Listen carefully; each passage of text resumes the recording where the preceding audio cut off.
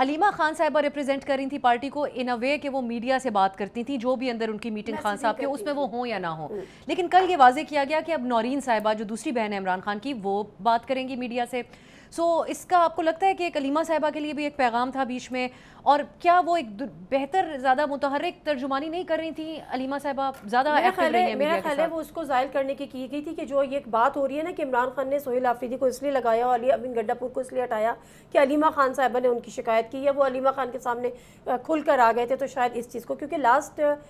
Sunday I guess اور Saturday Noreen ہمارے programme میں تھی، نورین نیازی، تو انہوں نے کہا تھا کہ نہیں علیمہ، اس وقت تک یہ تھا کہ نہیں علیمہ خان ہی کریں گی، آل دو کہ بیرسٹر علی ظفر صاحب ٹویٹ کر چکے تھے کہ اب ترجمانی جو ہے یا ان کی میسیجنگ جو ہے وہ نورین نیازی کریں گی، لیکن انہوں نے کہا نہیں جی میں نہیں کروں گی، یہی کروں گی. اب سا یہ جو ہم دہشت گردی کی بات کر رہے ہیں نا، دیکھیں جو فوج ہے قربانیاں دے رہی ہے، مجھے بڑی تکلیف ہے. آپ بھی دیکھ رہی ہوں گی کہ کل سے جو سوشل میڈیا پہ چل رہا ہے اور جن جوانوں کی تصویریں دے آر ینگ چیپس، مطلب جن کی پکچرز چل رہی ہیں، بڑا آسان ہے نا، ٹھیک ہے انہوں نے وطن کے لیے قربانی دے دی، ٹھیک ہے وہ وطن کے لیے قربانی دینے کے لیے ہی اسی جذبے کے ساتھ آئے تھے، لیکن وہ کسی ماؤں کے بچے بھی تھے، وہ ایک جوان، ایک فریش بلڈ تھا. ہمارے یہاں مسئلہ کیا ہے؟ دہشت گردی سے نمٹنے کے لیے فوج تو قربانیاں دے رہی ہے، حکومت کہاں ہے؟ حکومت اپنا ایک ٹیررزم کے اگینسٹ ایک نیریٹو بنانے میں مکمل طور پر ناکام ہے. حکومت وہ نیریٹو نہیں بنا رہی. سوات آپریشن ہوا تھا، آپ کو یاد ہے اے این پی کی گورنمنٹ تھی، پیپلز پارٹی ان کے اتحادی تھی، میں کے پی کی بات کر رہی ہوں، یہاں پر بھی پیپلز پارٹی تھی، سارے اتحادی تھے.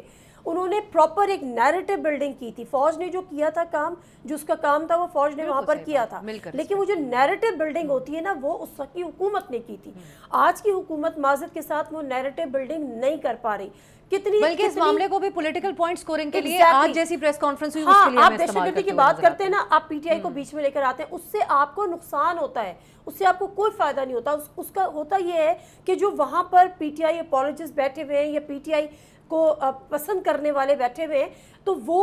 جو ہے نا وہ اس میسج کو لیتے ہیں کہ اچھا پھر پی ٹی آئی کے خلاف یہ میرا خیال ہے کہ دہشت گردی کسی پارٹی کا ایشو نہیں ہے، یہ ملک کا ایشو ہے، بہت سیریس ایشو ہے. اس کو ہمیں تمام پولیٹکس سے ہٹ کر کوئی ایک پریس کانفرنس مجھے اس ملک کے منسٹر کی دکھا دیں جس نے صرف کسی پولیٹیکل پارٹی کو ایڈریس کیے بغیر، اس کو اگینسٹ یا اس کے اگینسٹ کی جائے بغیر، اس نے صرف اور صرف ٹیررزم پہ بات کی ہو، کوئی بھی نہیں.